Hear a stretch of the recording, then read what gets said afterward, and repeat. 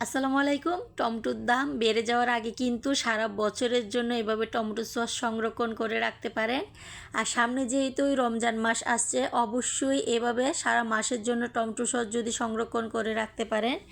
আর এই রমজান মাসে কিন্তু টমেটো সসটা বেশি দরকারে পড়ে, খেতে কিন্তু খুবই দুর্দান্ত হয়। আর এই টমেটো সসটা তৈরি করার জন্য এখানে আমি 1.5 কেজি পরিমাণ পাকা টমেটো নিয়েছি।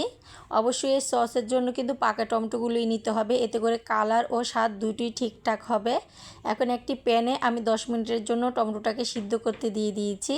আর 10 মিনিট পরে দেখুন টমেটো থেকে অনেকটা পানি ছেড়ে দিয়েছে, আর এই টমেটোগুলো কিন্তু একেবারেই গলে গিয়েছে। আর এই টমেটোটা আমি এখন নামিয়ে ঠান্ডা করে নেব। যাদের ঘরে একেবারেই ব্লেন্ডার নেই তারা খুবই অল্প সময়ে এই টমেটো সসটা এই পদ্ধতিতে তৈরি করে ফেলতে পারেন ও একেবারেই সহজ। এখন একটি ছোট ছিদ্রযুক্ত চালনিতে আমি এই টমেটো সসটাকে চেলে এটার পিওর যে রসটা আছে সেটাকে বের করে নেব।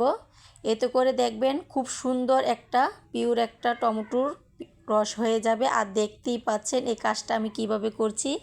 আর দেখুন এটার ঘনত্বটা একেবারে এখনই কি সুন্দর টুকটুকে লাল আছে, এখানে কিন্তু কোনো ফুড কালার না দিলেও চলবে। এখন একটি প্যানে আমি এই টমেটোর সসটাকে দিয়ে 2 মিনিট রান্না করে নেব। 2 মিনিট রান্না করার পর এখানে দিয়ে দিচ্ছি 1 টেবিল চামচ পরিমাণ লাল মরিচ গুঁড়ো। এতে করে টমেটোর সসে খুব সুন্দর একটা ঝাল ফ্লেভার আসবে। মরিচটাকে খুব ভালো করে মিশিয়ে দিয়ে দিচ্ছি স্বাদ মতো লবণ, আর দিয়ে দিলাম 1 কাপ পরিমাণ চিনি। আপনারা টমেটোর পরিমাণটা যদি কমিয়ে বাড়িয়ে নেন, চিনির পরিমাণটাও ঠিকঠাক মতো কমিয়ে বাড়িয়ে নিতে পারেন। এখন এখানে দিয়ে দেব 5 টাকা দামের আমি যে তেঁতুলের আচারগুলো পাওয়া যায় সেগুলোকে আমি 2 টেবিল চামচ পানি দিয়ে খুব সুন্দর করে গলিয়ে দিয়েছি। এতে করে খুব সুন্দর করে টক ঝাল মিষ্টি একটা ফ্লেভার আসবে। এখন দিয়ে দিচ্ছি 2 টেবিল চামচ পরিমাণ ভিনিগার। এখন খুব ভালো করে 10 মিনিট এটাকে আমি ঝাল করে নেব। আর কালারটা দেখতেই পাচ্ছেন কতটা সুন্দর দেখা যাচ্ছে। এখানে কিন্তু আমি কোনো রকম ফুড কালার বা কোনো কিছুই ব্যবহার করিনি। আর দেখুন এটার ঘনত্বটা কতটা ঠিকঠাক মতো হয়েছে, আপনার স্কিনে দেখেই বুঝতে পারছেন। আর এটাকে এখন আমি নামিয়ে ঠান্ডা করে নেব। একেবারেই অল্প উপকরণে কিন্তু এই টমেটো সসটা ঘরে তৈরি করে ফেলতে পারেন।